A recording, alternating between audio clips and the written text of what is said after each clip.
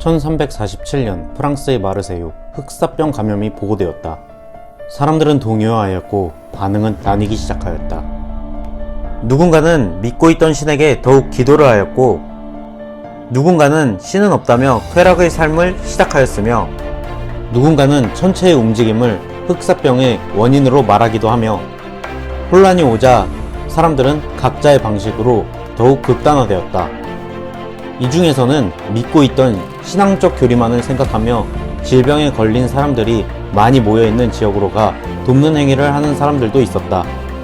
과연 이런 극단화를 나쁘다 할 수 있을까? 물론 자신이 병에 걸린 줄 모르고 다른 지역에 가 환자를 살피며 더욱 병을 전파시키기도 했기에 이런 건 착한 극단주의가 아니다라고 할 수도 있다. 그러나 이러한 생각은 사람마다 다르게 작용할 수 있다.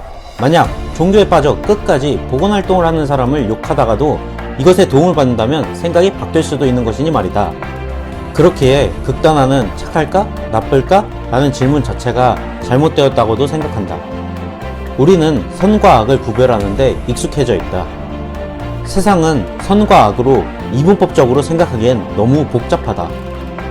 사람들은 어떤 사건이 닥치면 사람들 또는 자신과 대화하며 숨어있는 욕망과 신념을 끄집어내게 된다. 아니면 극단적 선동꾼들에 의해 극단화가 된 신념이나 욕망을 새로 만들어내며 사건을 해결하려 한다.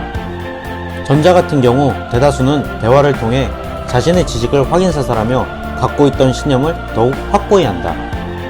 과거에는 대화를 할 수 있는 범위가 좁았기에 시대의 흐름과 반하는 생각들을 갖고 있는 사람들은 조용히 혼자만 생각하다가 끝나는 경우가 많았다. 그러나 20세기 초 미국의 주요 판례에서 정부는 공공장소와 공원에서 자유롭게 발언할 수 있어야 한다고 말한다.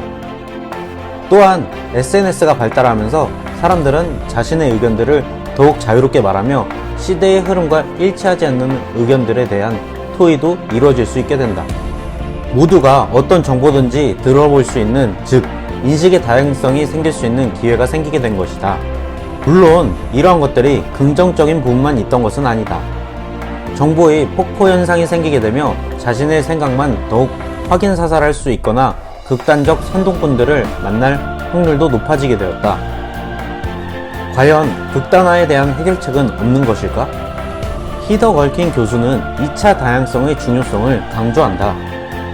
2차 다양성이란 먼저 서로의 생각이 맞아 묶인 집단과 조직들 사이에서의 다양성을 말한다.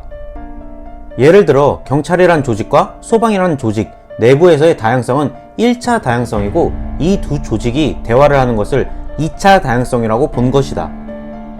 1차적으로 사람들이 한번 묶이는 것은 나쁘다고 보지 않는다. 사회에서 소수 의견들은 1차적으로 묶이지 않으면 소리를 내는 것이 힘들기 때문이다.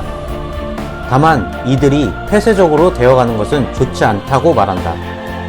이러한 것으로 이상적이라고 생각되는 장면이 있었다. 알쓸 범잡이라는 프로이다. 범죄심리학자, 물리학자, 영화감독, 법학 박사가 모여 사건들에 대하여 자신들의 생각을 말하며 교류하는 프로그램이다. 각 분야의 전문가들이 사회에 주장하는 바는 분명 다를 것이다. 그러나 서로 나와서 사건들을 갖고 이야기를 하고 서로 다른 점도 비슷한 점도 말한다. 물론 이분들이 정말 어떤 정책을 결정해야 되는 자리였다면 방송처럼 끝나지 않고 싸웠을 수도 있다. 미국에서 9.11 테러가 있은 후 테러를 예방하기 위해 퓨전센터라는 것이 만들어진다. 한 분야에서의 생각만으로는 테러를 예방하기 어렵다고 생각하여 복지, 의료, 경찰, 군, 정보기관, 소방 등이 한 곳에 모여 회의를 하게 되는 기관이었다. 이 기관은 그리 성공적이지는 못했다. 테러를 거의 잡아내지 못하였고 각 기관 간의 의견 차이로 대테러 활동에서 상대적으로 비효율적이다라고 미 의회는 말하기도 하였다.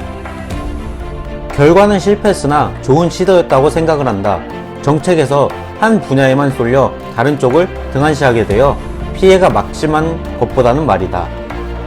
또한 대테러에서는 실적을 내지는 못했으나 허리케인 어마에서 사람을 구출하는 등 사람을 살리는 일에서는 실적을 냈다. 한 가지 생각만이 뭉쳐서 극단적 집단이 되면 일의 효율성은 높아질 것이나 정책에 영향을 미치게 되고 이건 정치로도 나타나 국가에 큰 피해를 줄 수도 있다. 비록 실패한 미국의 퓨전 센터였지만 피드백을 통해 배워야 한다고 생각한다. 강점은 유사성이 아니라 차이점에 있습니다. 커비 리더십 센터의 창립자 스티븐 커비.